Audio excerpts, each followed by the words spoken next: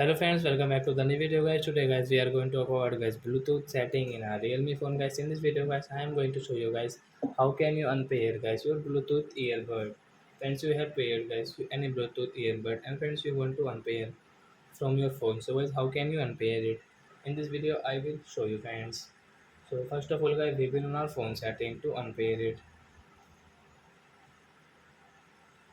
Friends, you can see guys your Bluetooth setting. Friends, tap here.